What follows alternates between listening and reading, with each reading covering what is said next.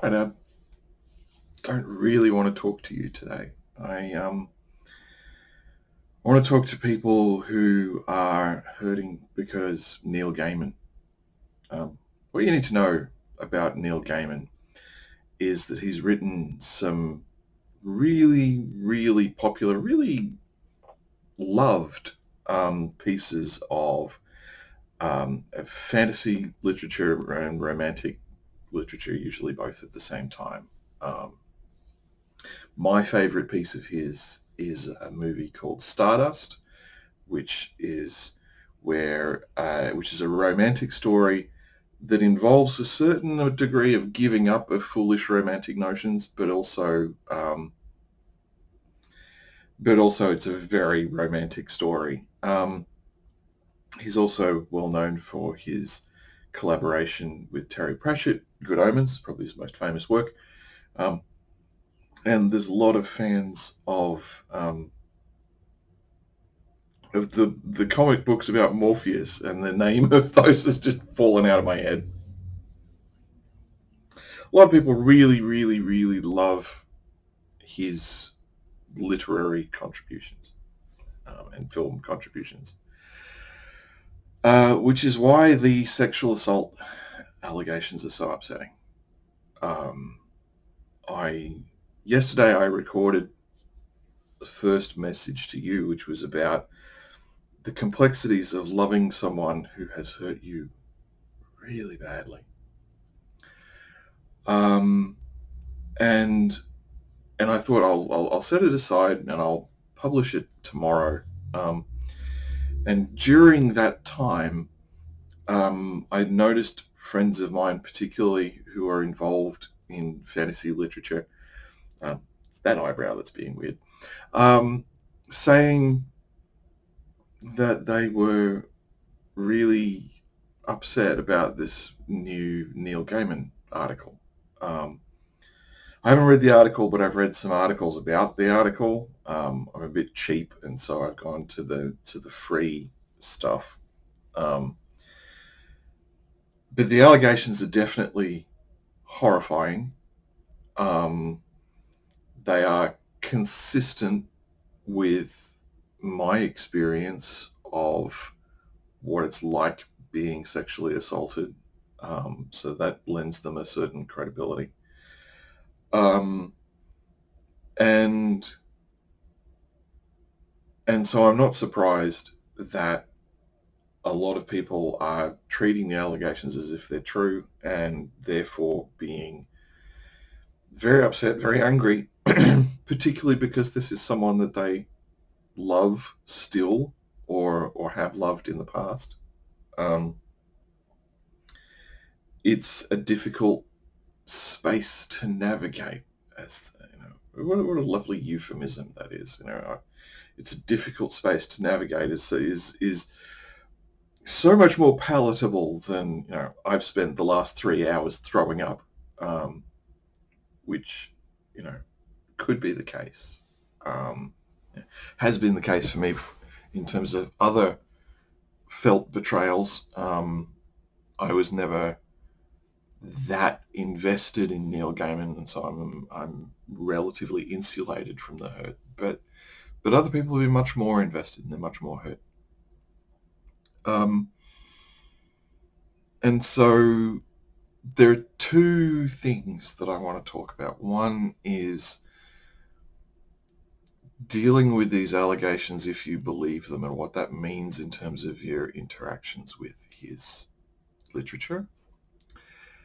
Um, and the other is the question of the benefit of the doubt, um, and and statutes of limitation and those kinds of concepts. Um, and one thing that I hope we as a society are learning at the moment is that sometimes bad people do good things, sometimes good people do bad things, and that the notion that the world can be divided neatly into good people and bad people is childish, and it's something that you should grow out of. It's not a mirror, it's a camera. Um, and it's something that it's something that like growing up hurts, right? Let's not go around to people saying grow up as if that was actually meaningful, useful advice. It's not. Growing up is often necessary. Failing to grow up, we'll talk about how you didn't grow up some other time, ways in which you were an adult and ways in which you weren't. Um, but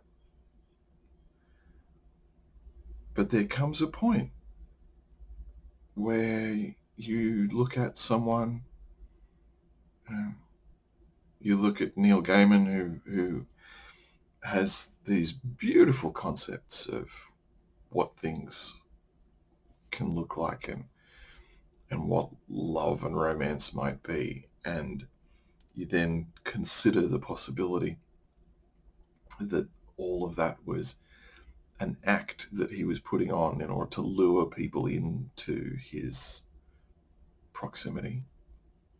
And that's a very disturbing thought. Um, and the temptation is there's multiple temptations, and they all lead to bad places, um, or at least childish places. And I always wanted for you to grow up, Dad, and I'm trying to grow up. Um, Sometimes I'm trying to grow down as well. But if we're going to be adults who live in the real world and who see the real world for what it is, then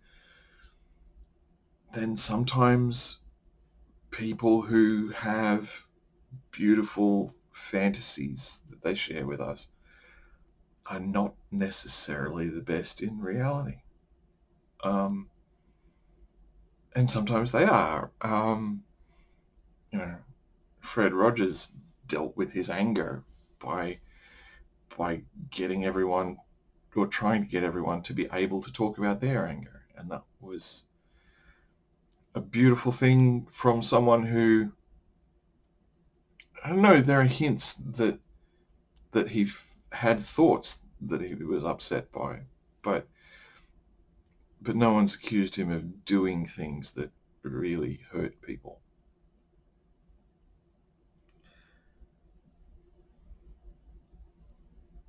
It's okay if you love beautiful stories that came from a bad person. That's what I want to say, you know.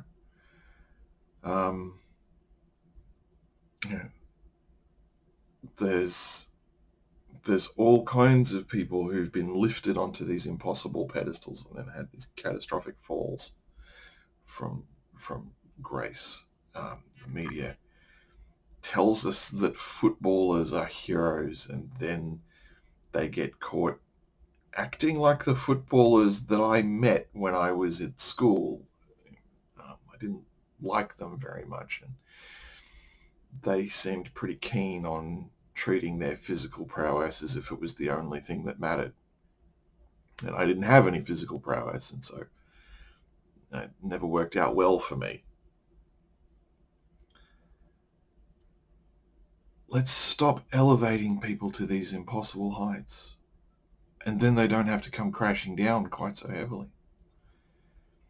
And if you have elevated someone to these impossible heights because you're a human being and it's what we do, then recognize that that's okay, and that you didn't have to idolize the person to love their work. You know? The work is, to some extent, if the work was an illusion that was created as something separate from the person who created it, then maybe it can be a good thing that was produced by someone bad, or a pretty thing, or whatever. You could probably use Stardust as a vehicle for analyzing, you know, in Stardust. Um, this is a pretty obvious spoiler if you've seen the first 5 minutes. Um, Tristan is in love with this blonde girl who doesn't treat him with respect. And he has this dumb romantic notion that she's the pretty blonde in the village and therefore they're destined to be true love if only he can win her affections. Um, and he learns that those romantic ideals are wrong. Um, uh, Largely by falling in love with a different blonde girl. But, you know, maybe our infatuation with the guy that wrote that story, maybe he's a bit like the blonde girl. Maybe he doesn't really love us and was just using us. And we can use his story to get free of him.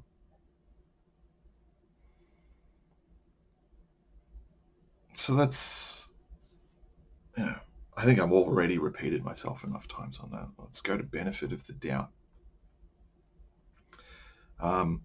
I've used the word allegations. I wasn't there for any. I've never met the man, let alone investigated what actually happened in any meaningful way. The stories that I've read resonate with my experience. That doesn't necessarily make them true.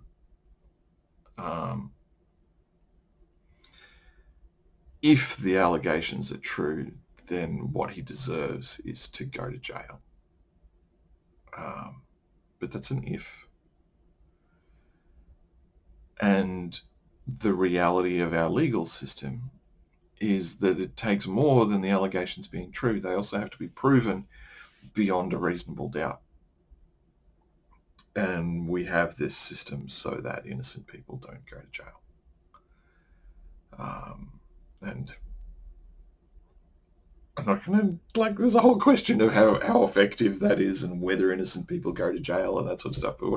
But the intent is to protect innocent people from going to jail by having this very high standard of proof for criminal prosecutions in the UK and the USA and in Australia. And that doesn't mean that we have to have proof beyond reasonable doubt before we form opinions.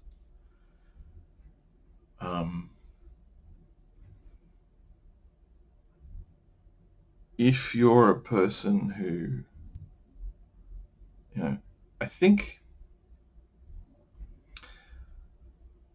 believe victims is something that was taken too far. It was kind of a dumb thing to be saying in the first place, frankly. If I've accused someone of a horrible thing, I must be telling the truth, and I must be treated as if I was telling the truth. Now, there's a tricky thing here, right? Because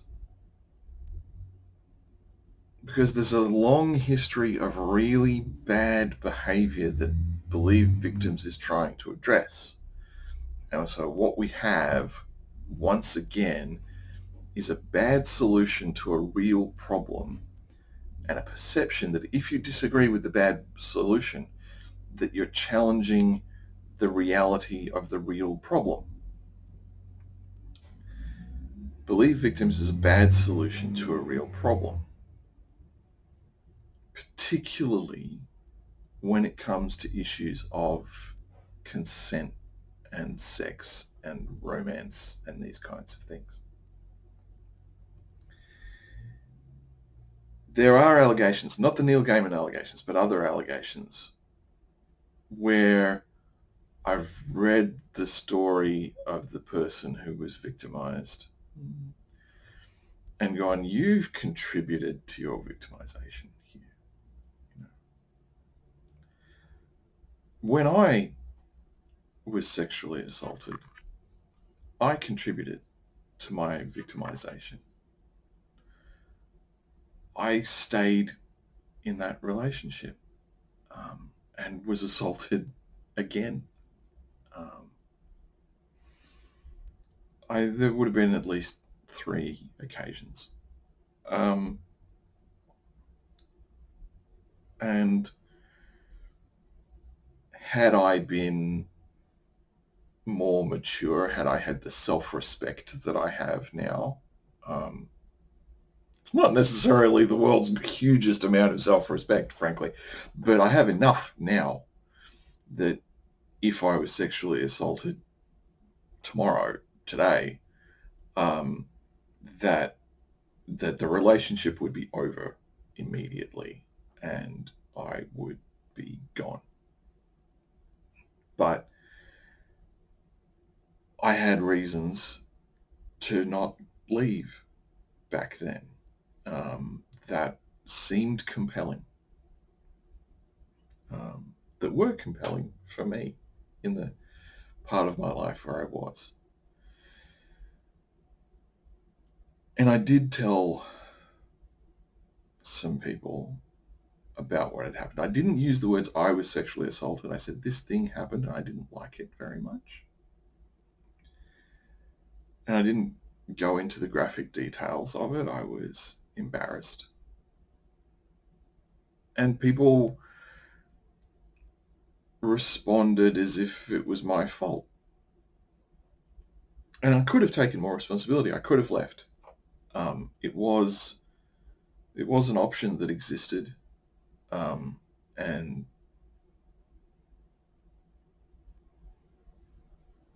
I, you know, my excuses can wait for another time. But people who've been hurt in a sexual encounter may have made a contribution to it themselves. They may not have. If you are the police or the courts, your duty is to investigate and to go through processes that include proof beyond a reasonable doubt and to get it right. If you're not the police or the courts, it's not your job to do that. You've got someone here who is undeniably hurt. Well, maybe they are fabricating the whole thing because they want attention. In which case, they have got some reason for wanting that attention and for believing that that's the best way to get it. So they've been hurt in that way. If we could just treat people with a bit of decency and go, I can see that you're hurt. It sucks that you're hurt.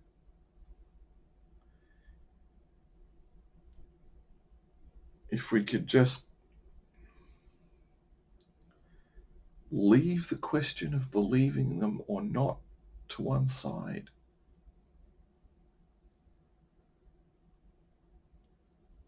I remember being told horrifying things by people. And there's no need to ask, what were you wearing? There's no need to ask, did you provoke them? You can just accept that you're in the presence of someone who's been hurt and preventing it from happening next time. I would have been better off if I'd had a conversation after the first sexual assault where someone that I trusted, where were you, Dad? Why couldn't I have told you about any of this? Because the moment I was 10 words in, you would have said, get out then. And yeah, getting out is what I needed to do. But first, I needed to know that I was understood and to be able to work through some of the complexities of why I didn't want to get out. You know, insecure attachment, things like that.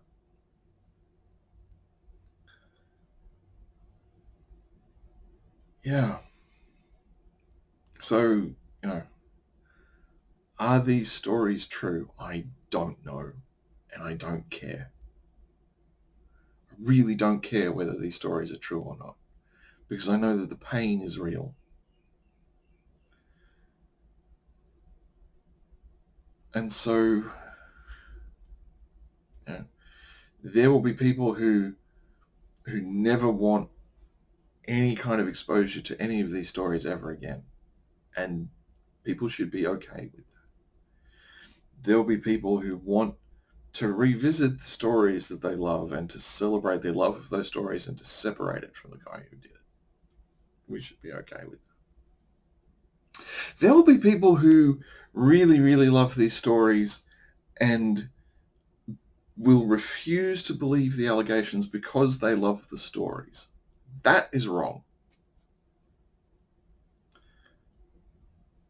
The stories can be good while the person who wrote them is bad. And one of the reasons to allow for that duality of experience and to say that the world is complicated and messy is so that when someone does something bad, that we do actually have a chance of finding them and stopping them, because if we finally start to realize that people aren't good or bad. People have good tendencies and they have bad tendencies. And I asked my ex-wife about my bad tendencies. They exist. She kicked me out for reasons that were valid.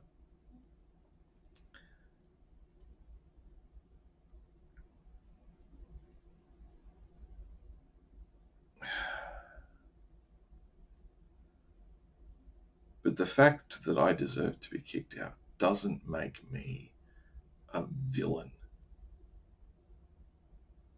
And the fact that Neil Gaiman wrote some really good stories tells us pretty much nothing about who he really is. And I think that's the situation that we've got. See what happens next.